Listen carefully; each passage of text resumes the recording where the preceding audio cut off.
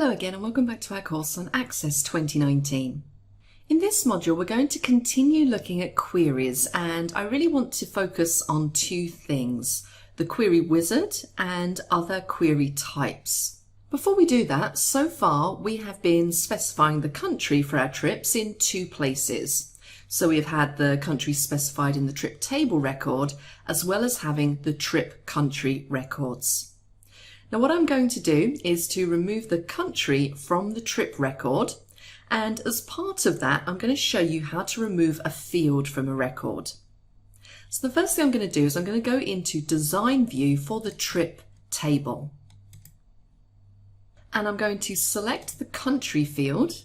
I'm going to right click my mouse and I'm going to select Delete Rows.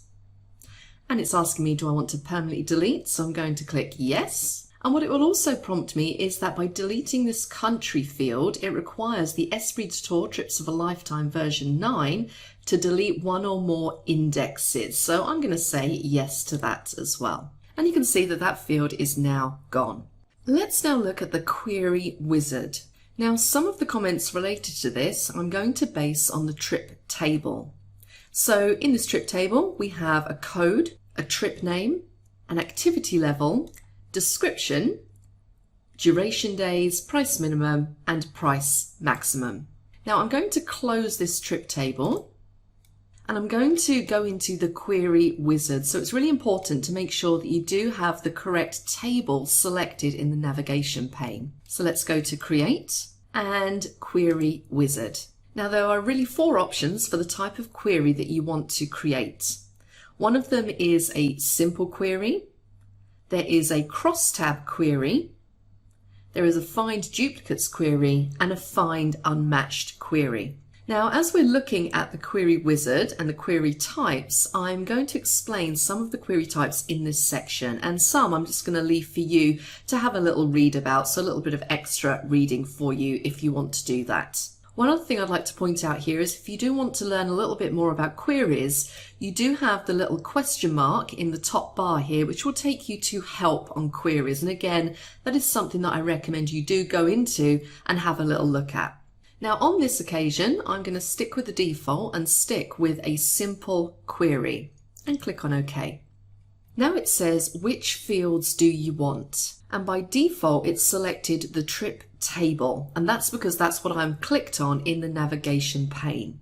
And what I want is the code from that. So I'm going to select code and click on the little chevron to move it into the selected fields area. I also want the trip name. But then I also want, from the trip country table, the country. So I'm essentially selecting fields from two different tables, and this query wizard makes it really easy to do that, as you can just switch to whichever table you want. I'm going to click Next. I then need to choose if I would like a detail or summary query. Now in this case, let's do detail and click Next. And then what title do we want for our query? So I'm going to go in here and I'm going to rename this to QRY. Just to keep the same naming convention. Trip, country, query. I then need to select one of these two options at the bottom. So it says, do you want to open the query or modify the query's design? Now I'm going to open the query and click on Finish. And we have the same result that we had earlier on. So it's basically looked at the data, and for every trip that has a country specified in the trip country table, it's basically given me a list of the countries that the trips go to. Once I've done that, I've got a query, and even though I created it with the wizard, it's just a simple query. So you can see here in the navigation pane, I now have my new query listed in the queries group. And if I was to go into the SQL for this, you would see it pretty much looks very similar to the queries that we created previously. So nothing is different. That's the point I'm trying to get across when you use the query wizard. It's just a different method for putting together that query. Now there's a lot that you can do with queries, and you can do a lot of things like summarizing and aggregation of data and so on. Now I'm not going to go into too much detail about that, but I do want to introduce the possibilities in this course. So again, let's go up to Create and jump into that query wizard. we're going to choose Simple Query again. And from the trip table, we're going to take the code and the trip name. And we also want some information from the tour table. And I want the price adult information as well. Let's click on Next. And this time we're going to do a summary. And you can see here underneath I have some summary options. Now what Access does is it looks at the fields I've selected and it's determined which ones are suitable for summary or aggregation. So the most suitable one is price. So it offers me some calculations I could do. And again, if you're a user of Excel, then these will probably look reasonably familiar.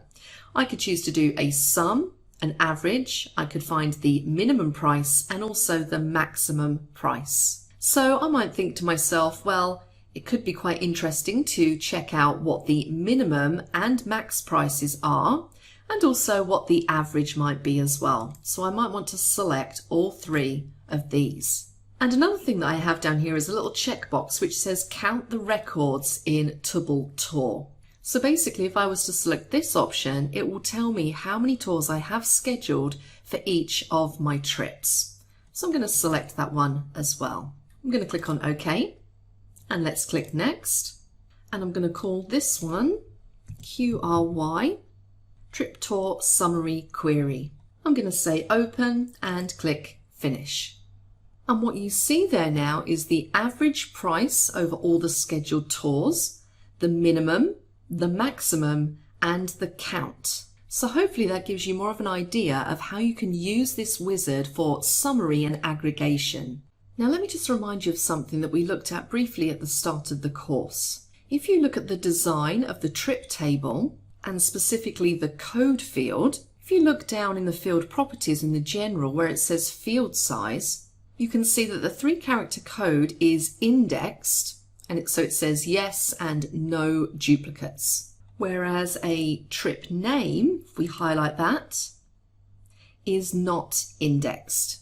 So if I'm adding data into my trip table, it would be impossible to add a trip with the same code because of that indexing and because duplicates are not allowed.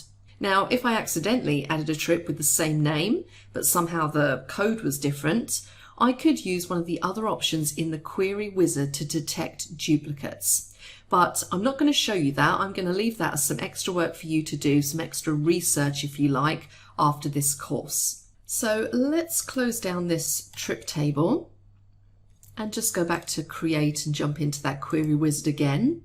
So the option I was talking about there was this one, Find Duplicates Query Wizard. Now the one below where it says Find Unmatched, this is also very useful because it will create a query that finds records in one table that have no related records in another table. So let's imagine I want to find the countries for which I currently have no trips.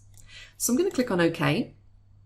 So if I select country, click on Next and select trip country, click on Next again.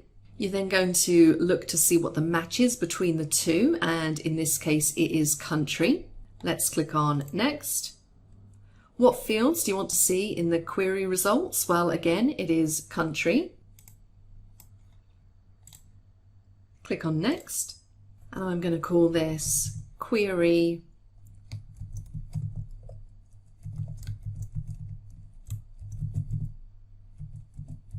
country not visited.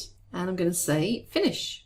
And those are the countries for which I currently do not have a trip. So this can also be a really good way of checking that your database is set up correctly.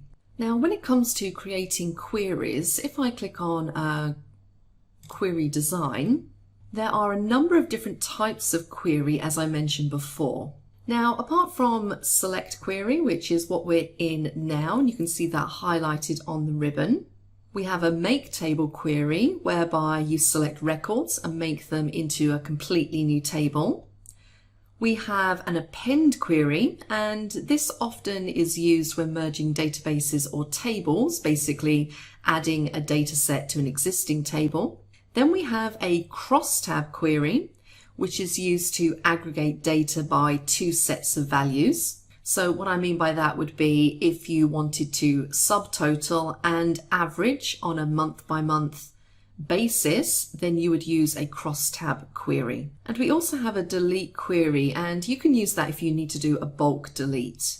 Now for all of these query types, as I said, I recommend that you do take a look on the queries help page just to gain a better understanding of exactly what each of those do. So the final thing I want to demonstrate to you in this module is an update query. So let's pretend that we want to update all of the adult prices by $10, increase them all by $10.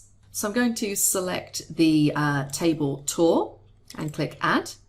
And that at the moment is the only one I need, so I'm going to close there. The query type is going to be update, so I'm going to click that. The field I want to change is going to be price adult, so let's drag that down to our grid.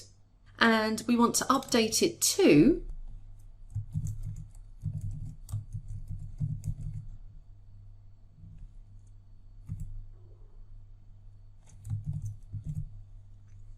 price adult plus 10 because we're increasing it by $10. So we can check to make sure that this is going to work. Let's have a look at our tour prices to begin with.